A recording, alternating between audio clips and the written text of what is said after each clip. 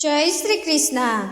પ્રિય મિત્રો, શું તમે ક્યારે વિચાર્યું છે કે આજના આ દોડધામ ભર્યા યુગમાં માણસ પાસે બધું જ હોવા છતાં તે અંદરથી આટલો અશાંત અને ખાલીપો કેમ અનુભવે છે?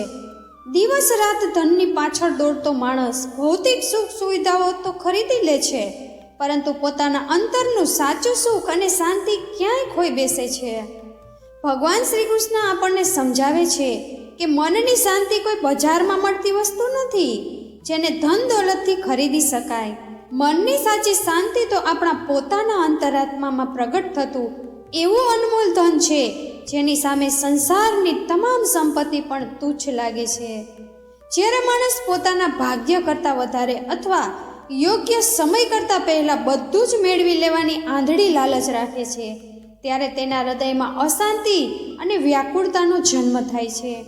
સમય અને ભાગ્ય પોતાની ગતિએ ચાલે છે અને તેમને કોઈ બળજબરીથી બદલી શકતું નથી. જીવનમાં જે વસ્તુ જ્યારે અને જે સ્વરૂપે મળવાની નિર્ધારિત છે તે યોગ્ય સમયે જ મળશે. જ્યાં સુધી યોગ્ય સમય ન આવે ત્યાં સુધી ધીરજ રાખીને ધીમા અને સમજદારી ભર્યા પગલે આગળ વધવું જ આપણો સૌથી મોટો સહારો બને છે. જે વ્યક્તિ જીવનમાં ધીરજ ધારણ કરવાનું શીખી લે છે તે જાણે મનની સાચી શાંતિ તરફનું પહેલું મજબૂત પગલું ભરે છે. ધન અને સંપત્તિ આપણને સુવિધાઓ આપી શકે છે, પરંતુ મનની ઊંડાઈમાં ઉતરી શાંતિ આપી શકતી નથી. સાચો સંતોષ મેળવવા માટે માણસમાં બીજાને કંઈક આપવાની અને જરૂરિયાતમંદની મદદ કરવાની ભાવના હોવી જોઈએ.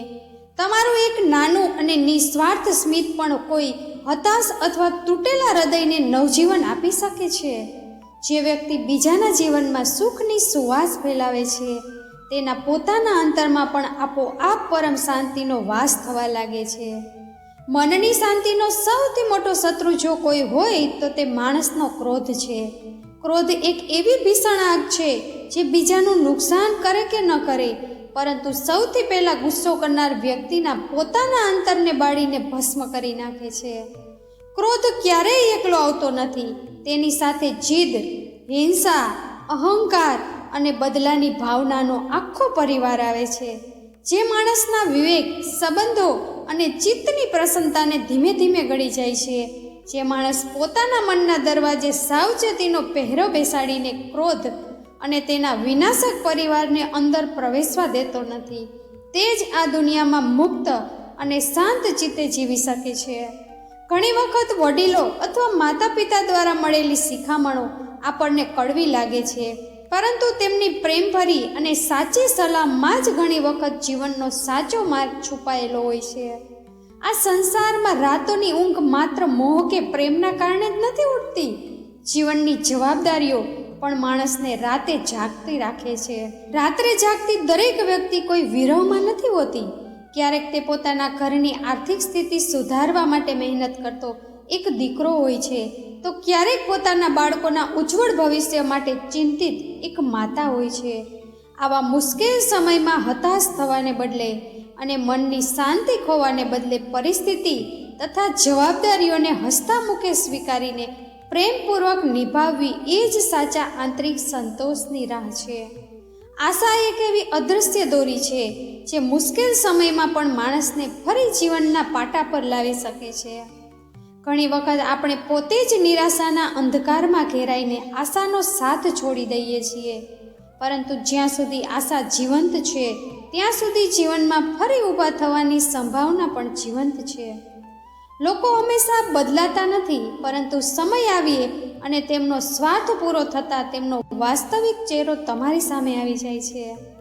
આ કઠોર સત્યને જેટલી વહેલી તકે સ્વીકારી લેવામાં આવે તેટલી જ ઝડપથી મન શાંત થઈ જાય છે. કારણ કે ત્યાર પછી તમે લોકો પાસેથી તેમના બદલવાની કે તેમની વફાદારીની ખોટી અપેક્ષાઓ રાખવાનું છોડી દો છો. સાચા અને પ્રામાણિક માણસોને આ દુનિયામાં ઘણીવાર અવગણના અને તિરસ્કાર પણ સહન કરવા પડે છે, કારણ કે સત્યના માર્ગે ચાલવું ક્યારેક સરળ નથી હોતું. એટલા માટે કોઈના પ્રભાવમાં કે કોઈના અભાવમાં જીવવાને બદલે પોતાના મૂળ સ્વભાવ અને સત્ય સાથે જીવવું જોઈએ. તમારો સાચો સ્વભાવ જ તમારી સૌથી અમૂલ્ય ઓળખ છે. સંબંધોમાં પણ એટલો જ લગાવ રાખવો જોઈએ જ્યાં તમારી આત્માને માન, સન્માન અને શાંતિ મળે, નહીં કે જ્યાં તમારું અસ્તિત્વ અને તમારી કુમારી જ ખોવાઈ જાય. જ્યારે તમે કોઈ વ્યક્તિને તમારી આદત બનાવી લો છો ત્યારે તમે તમારા સુખ અને દુઃખની ચાવી પણ અજાણતા તેના હાથમાં સોંપી દો છો. પ્રેમ ચોક્કસ કરો, પરંતુ એટલો જ કે જેથી તમારા અંતરાત્માને ક્યારેય ઠેસ ન પહોંચે. કોઈ પણ સંબંધ તમારા સ્વમાન કરતાં મોટો ક્યારેય ન હોઈ શકે. લોકો પાસેથી અપેક્ષાઓ જેટલી ઓછી રાખશો તેટલા જ દુઃખ અને હતાશાથી બચી શકશો. કારણ કે આ સંસારમાં દરેક વ્યક્તિ તમારી પીડાને સમજશે જ એવું નથી. કેટલાક લોકો તમારી મુશ્કેલી સમજવાને બદલે માત્ર તમારો તમાશો જોતા હોય છે. તેથી સંબંધોમાં પ્રેમ રાખો, પરંતુ સાથે વિવેક અને આત્મસન્માન પણ જાળવો. શ્રીમદ ભગવદ્ ગીતાનો એક મહાન અને પાયાનો સિદ્ધાંત આપણને શીખવે છે કે મનુષ્યનો અધિકાર કર્મ કરવા પર છે, તેના ફળ પર નહીં. જ્યારે તમે પરિણામની અતિશય ચિંતા અને અપેક્ષા છોડીને તમારા વર્તમાન કર્તવ્ય પર સંપૂર્ણ ધ્યાન કેન્દ્રિત કરો છો, ત્યારે તમારું મન ભવિષ્યના ડર અને ચિંતાની અનેક ગૂંચવણોમાંથી ધીમે ધીમે મુક્ત થવા લાગે છે. જીવનમાં આગળ વધવા માટે અને મુશ્કેલીઓને હરાવવા માટે શાંત દ્રઢતા સાથેનો સંકલ્પ ખૂબ જરૂરી છે. સંઘર્ષ કોઈ સજા નથી, પરંતુ તે કુદરત તરફથી આપણને વધુ મજબૂત, સમજદાર અને મહાન બનાવવાની એક અનોખી તક છે. તેથી મુશ્કેલી આવે ત્યારે પ્રશ્ન એવો ન હોવો જોઈએ કે મારી સાથે જ આવું કેમ થયું, પરંતુ પ્રશ્ન એવો હોવો જોઈએ કે આ પરિસ્થિતિ મને શું શીખવવા આવી છે. એક ગાઢ જંગલમાં એક વિશાળ વટવૃક્ષ હતું. તે એક વૃક્ષ પર મિહિર અને મૈત્રી નામના બે હંસહંસીનો માળો હતો અને બંને અત્યંત સંતોષથી રહેતા હતા. એ જ વૃક્ષના એક ઊંડા પોલાણમાં એક વૃદ્ધ અને અત્યંત અશક્ત સાપ રહેતો હતો. પોતાની ઉંમર અને નબળાઈના કારણે તે પોતે શિકાર કરવા પણ સક્ષમ નહોતો. એક દિવસ મિહિરે જોયું કે આ સાપ ભૂખથી પીડાઈ રહ્યો છે અને ખૂબ અસહ્ય છે. હંસના મનમાં કોઈ પૂર્વગ્રહ કે સ્વાર્થ આવ્યો નહીં. તેણે એ જીવ માટે ભોજન લાવી આપવાનું શરૂ કર્યું. આ નાનકડી ઘટના આપણને ખૂબ મોટો પાઠ શીખવે છે કે સાચી દયા, કરુણા અને નિસ્વાર્થ ભલાઈ કોઈ પણ વિષમ પરિસ્થિતિમાં પોતાનો માર્ગ બનાવી લે છે. જેનું હૃદય કરુણાથી ભરેલું હોય છે તેને બીજાને મદદ કરવામાં જે આનંદ મળે છે તે અંતે તેના પોતાના મનને પણ સાચી શાંતિ આપે છે. તમારું સૌથી મોટું આંતરિક બળ તમારું પોતાનું આત્મસન્માન છે. તેને કોઈના ખોટા મોહ, અયોગ્ય સંબંધ અથવા સમાજના દબાણ હેઠળ ક્યારેય દબાવી ન દો. પોતાના વ્યક્તિત્વ અને ગુણોને એટલા મૂલ્યવાન બનાવો કે તમને ગુમાવવાનો ડર સામેવાળાનો હોય, તમારા મનમાં નહીં. કોણ સાચું છે અને કોણ ખોટું તે સમય પોતે જ સાબિત કરી દે છે. તેથી કોઈની ખોટી ટીકા, બદનામી અથવા અપમાનથી તમારા મનને અશાંત થવા ન દો. મુશ્કેલીઓ જોઈને રસ્તો છોડી દેવાને બદલે તમારી દિશા અને વિચારવાની રીત બદલો. ઘણી વખત મુશ્કેલીઓ જ તમારી અંદર રહેલી એવી શક્તિને બહાર લાવે છે જેના વિશે તમને અગાઉ પોતાને પણ ખબર હોતી નથી. મનની અંદર સાચી શાંતિ સ્થાપિત કરવા માટે એ સત્યનો સ્વીકાર કરવો જરૂરી છે કે આ સંસારમાં કંઈ પણ કાયમી કે શાશ્વત નથી. આજનું દુઃખ આવતીકાલે સુખમાં બદલાઈ શકે છે અને આજનું સુખ આવતીકાલે દુઃખ બની શકે છે. આ કુદરતી પરિવર્તનને જે વ્યક્તિ સમજી લે છે તે અતિશય હર્ષ કે શોકમાં ડૂબી જતી નથી. આપણું મન શરીરની ઈચ્છાઓનું ગુલામ બનવાને બદલે આત્મજ્ઞાન અને વિવેક સાથે જોડાયેલું રહેવું જોઈએ. જ્યારે મનને સાચી દિશા મળે છે ત્યારે માણસ યોગ્ય અને અયોગ્ય વચ્ચેનો ભેદ સમજી શકે છે. ઘણી માનસિક પીડાનું મૂળ આપણી અતિશય આકાંક્ષાઓ, અધૂરી ઈચ્છાઓ અને અપેક્ષાઓમાં રહેલું હોય છે. તેથી મુશ્કેલીમાં ગભરાવાને બદલે તેના સાચા ઉકેલ તરફ આગળ વધવું જોઈએ. જે લોકો તમારા જીવનમાં કપટ, છળ કે દગો કરે છે તેમના પ્રત્યે સતત ક્રોધ અથવા બદલાની ભાવના રાખવી વ્યર્થ છે. તેમનું કર્મ તેમને તેના પરિણામ સુધી લઈ જશે, પરંતુ તમારી સકારાત્મક પ્રતિક્રિયા તમારા ઉજ્જવળ ભવિષ્યનું નિર્માણ કરશે. સાચી ઊંચાઈ એમાં છે કે તમે આવા લોકોને ક્ષમા આપીને આગળ વધી જાઓ. ક્ષમા આપવાનો અર્થ તેમના ખોટા કામને યોગ્ય ઠેરવવો નથી, પરંતુ પોતાના મન પરથી વેરઝેર અને દુઃખનો ભારે બોજ ઉતારી નાખવો છે. વિશ્વાસ એક નાજુક કાગળ જેવો હોય છે. એકવાર તેમાં કરચલી પડી જાય પછી તે પહેલા જેવો સંપૂર્ણપણે બની શકતો નથી. તેથી પોતાની મર્યાદા સમજીને જ સંબંધો જાળવવા જોઈએ અને જ્યાં વિશ્વાસ વારંવાર તૂટે ત્યાં પોતાની શાંતિનું રક્ષણ કરવું જોઈએ. કોઈ પણ વ્યક્તિ માત્ર ભૌતિક સંપત્તિના અભાવથી ગરીબ નથી બનતી. અસલી ગરીબી તો મનની એ અસીમ લાલચ છે જે ક્યારેય તૃપ્ત થતી નથી. જે માણસ હંમેશા વધારે ને વધારે મેળવવાની આંધળી દોડમાં દોડતો રહે છે તે પોતાની જાતથી અને મનની શાંતિથી એટલો જ દૂર જતો રહે છે. જીવનની દરેક કસોટી આપણને તોડવા માટે નથી આવતી, પરંતુ આપણને ઘડવા માટે આવે છે. તેથી જે મળ્યું છે તેના માટે કુદરતનો આભાર માનવો જોઈએ. માણસનો સ્વભાવ એવો છે કે તે હંમેશા જે નથી મળ્યું તેની તરફ જ જુએ છે અને તેના કારણે જે મળ્યું છે તેની સુંદરતા માણવાનું ભૂલી જાય છે. સંતોષનો અર્થ પ્રગતિ છોડી દેવી નથી, પરંતુ પ્રગતિ કરતાં પહેલાં પોતાના વર્તમાન જીવનની કિંમત સમજવી છે. મનની શાંતિ ફક્ત વિચારોને રોકવાથી નથી મળતી, પરંતુ વિચારોને સાચી અને હકારાત્મક દિશા આપવાથી મળે છે. મન ક્યારેય સંપૂર્ણપણે ખાલી રહી શકતું નથી. જો તમે તેમાં સારા અને સાત્વિક વિચારો નહીં વાવો તો નકારાત્મકતા અને અશાંતિનું નિંદણ આપોઆપ ઉગી નીકળશે. જે વ્યક્તિ દરરોજ પોતાની જાત સાથે થોડો સમય વિતાવે છે અને થોડું મૌન ધારણ કરે છે તે પોતાના અંતરની ઉથલપાથલને ધીમે ધીમે શાંત કરી શકે છે. પરિસ્થિતિઓ ક્યારેય સંપૂર્ણપણે આપણા અનુકૂલન હોય એવું નથી હોતું. તેથી બાહ્ય સંજોગો બદલવાની રાહ જોવાને બદલે પોતાની આંતરિક સ્થિતિને મજબૂત કરવી વધારે સારું છે. બહારની દુનિયા આપણા નિયંત્રણમાં ન હોય તો પણ આપણી પ્રતિક્રિયા ઘણી હદ સુધી આપણા હાથમાં હોય છે. બીજા લોકો સાથે પોતાના જીવન, સંપત્તિ, સફળતા અથવા સુખની સરખામણી કરવી એ અસંતોષનું મોટું કારણ છે. કોઈની પાસે મોટો બંગલો હોય, મોંઘી ગાડી હોય કે વધારે પૈસા હોય એટલે તે વ્યક્તિ સુખી જ છે એવું માનવું ભૂલ ભરેલું છે. દરેક વ્યક્તિ પોતાના જીવનમાં કોઈ ને કોઈ અદૃશ્ય સંઘર્ષ લડી રહી હોય છે. તેથી બીજાના માર્ગ તરફ જોવાને બદલે પોતાની પાસે જે છે તેમાં સંતોષ શોધો અને આગળ વધવા માટે સતત સત્કર્મ કરતા રહો. જ્યારે તમે કોઈ નિસહાય જીવને મદદ કરો છો, કોઈ ભૂખ્યા માણસને ભોજન આપો છો અથવા કોઈ દુઃખી વ્યક્તિને સાંત્વના આપો છો, ત્યારે તમારા અંતરમાં જે સંતોષ પ્રગટે છે તે દુનિયાના ઘણા ભૌતિક સુખો કરતાં મોટો હોય છે. એક ગામમાં સોમદત્ત નામનો એક સમજદાર અને મહેનતુ ખેડૂત રહેતો હતો. તેની પાસે એક સરસ ઘોડો હતો. એ રાત્રે તે ઘોડો અચાનક તબેલો તોડીને જંગલ તરફ ભાગી ગયો. બીજા દિવસે ગામ લોકો ખેડૂત પાસે આવ્યા અને દુઃખ વ્યક્ત કરતા કહ્યું કે તમારી સાથે તો બહુ ખરાબ થયું. પરંતુ સોમદત્તે ખૂબ શાંતિથી જવાબ આપ્યો, આ સારું થયું કે ખરાબ એ તો આવનારો સમય જ કહેશે. થોડા દિવસો પછી એ ઘોડો પાછો આવ્યો અને પોતાની સાથે બીજા 3 ઉત્તમ જંગલી ઘોડાઓને પણ લઈને આવ્યો. હવે ગામ લોકોએ સોમદત્તને ખૂબ ભાગ્યશાળી ગણાવ્યો, પરંતુ ખેડૂતે ફરી એ જ સંતુલિત જવાબ આપ્યો કે આ સારું થયું કે ખરાબ એ તો સમય જ કહેશે. બીજા દિવસે સોમદત્તનો યુવાન પુત્ર નવા જંગલી ઘોડાને કેળવવાનો પ્રયાસ કરી રહ્યો હતો. અચાનક તે ઘોડા પરથી પડી ગયો અને તેનો પગ ભાંગી ગયો.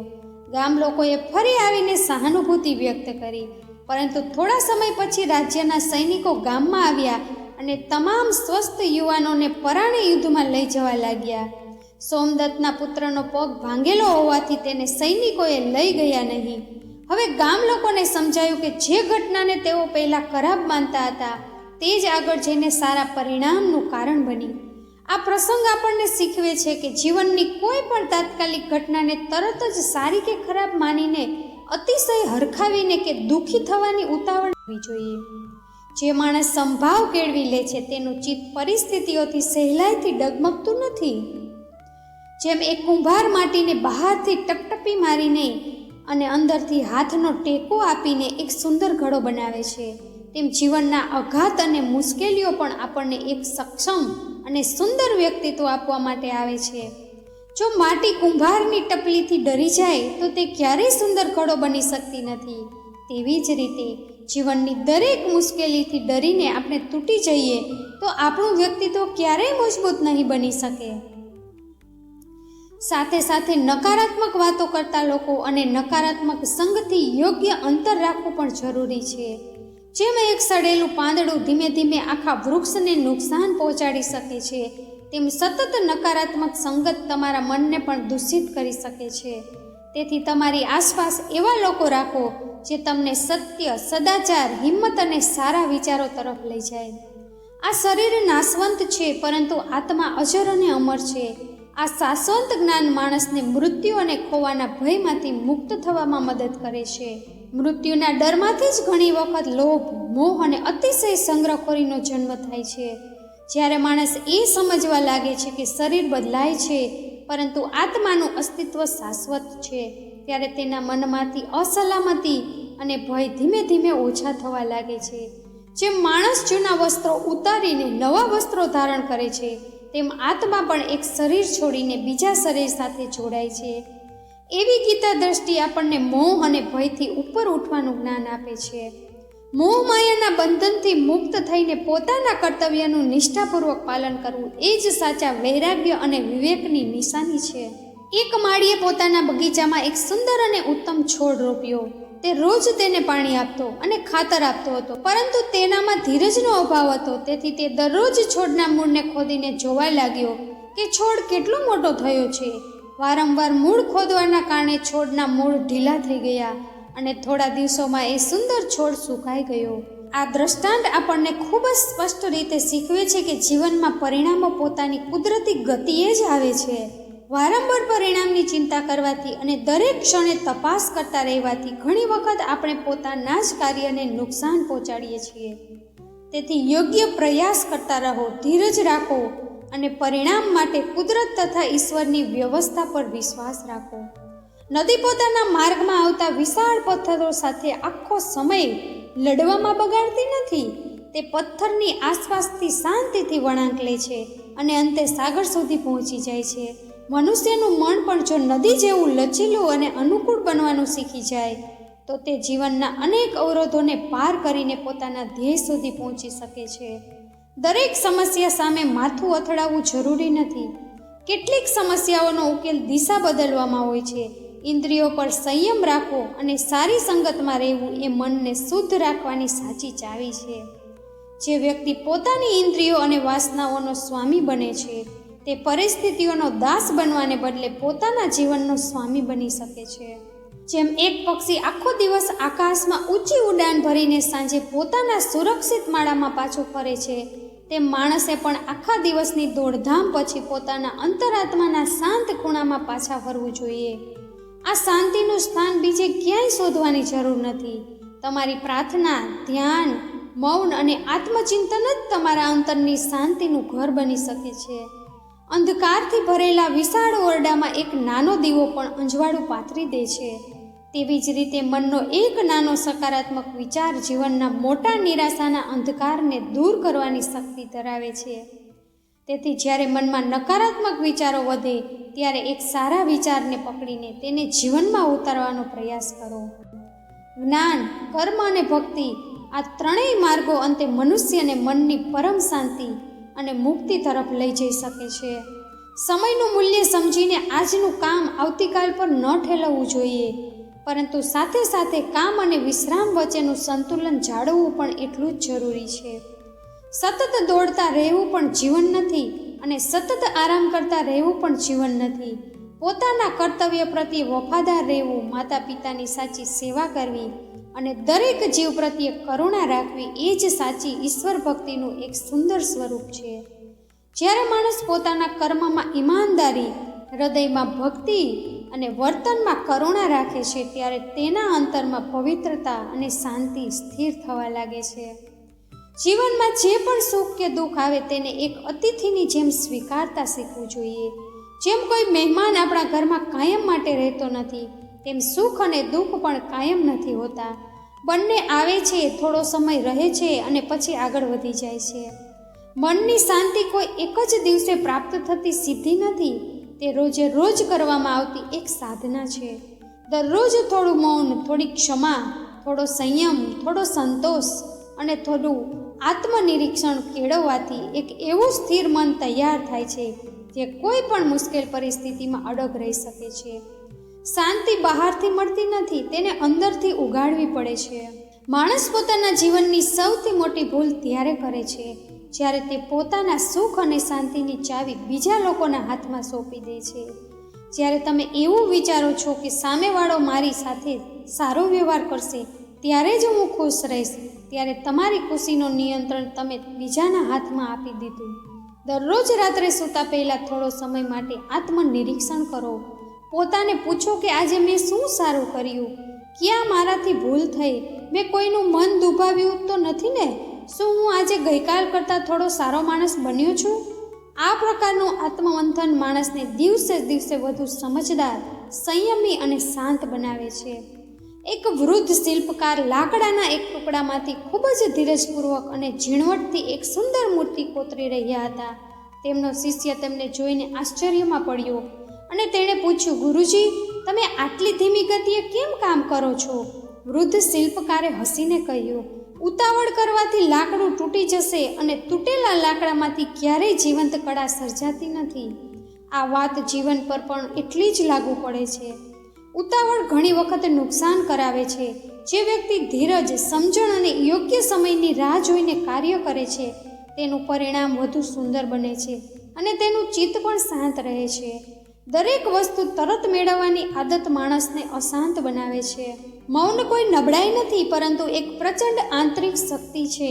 મૌન આપણને પોતાના અંતરાત્માનો સાચો અવાજ સાંભળવામાં મદદ કરે છે. દરેક વ્યક્તિની દરેક વાતનો જવાબ આપવો જરૂરી નથી. દરેક ટીકા સામે પોતાનો બચાવ કરવો જરૂરી નથી. ઘણી વખત મૌન જ સૌથી સચોટ અને ગરિમાપૂર્ણ ઉત્તર સાબિત થાય છે. પોતાના શબ્દોનું વજન સમજો, સત્ય બોલો, મધુર બોલો અને જે વચન આપો તેનું પાલન કરો. કારણ કે આપણી વાણીની સ્થિરતા ઘણી વખત આપણા મનની સ્થિરતાનું પ્રતિબિંબ હોય છે. શબ્દોનો સંયમ રાખનાર વ્યક્તિ ઘણી અનાવશ્યક વિવાદો અને દુઃખોથી પોતાને બચાવી શકે છે. મનુષ્યના મનમાં રહેલા મોટા ભાગના ભય ઘણી વખત કાલ્પનિક હોય છે. જે ઘટના હજી બની જ નથી તેના વિશે વિચારતા વિચારતા માણસ પોતાનો કિંમતી વર્તમાન સમય બગાડી નાખે છે. ભવિષ્યની ચિંતા એટલી વધી જાય છે કે વર્તમાન જીવન જીવવાનું ભૂલી જાય છે. જેમ એક માછીમાર રોજ સવારે સાગરમાં ઝાડ નાખે છે અને પરિણામની ખાતરી કર્યા વગર પોતાની મહેનત કરતો રહે છે, તેમ આપણે પણ આપણું કર્મ નિષ્ઠાપૂર્વક કરતા રહેવું જોઈએ. પરિણામની ચિંતા કરતા રહેવાને બદલે આજની મહેનત પર ધ્યાન આપવું જોઈએ. અને જેમ તમે બીજાની ભૂલોને ઉદારતાથી માફ કરો છો, તેવી જ કરુણા પોતાની ભૂલો પ્રત્યે પણ રાખો. પોતાની ભૂલમાંથી શીખો, પરંતુ પોતાની જ ભૂલના ભાર નીચે આખું જીવન દબાઈ ન જાઓ. એક ગુરુએ પોતાના શિષ્યને કાદવથી ભરેલું પાણી ધરાવતો કાચનો ગ્લાસ આપ્યો અને કહ્યું કે તેને હલાવ્યા વગર એક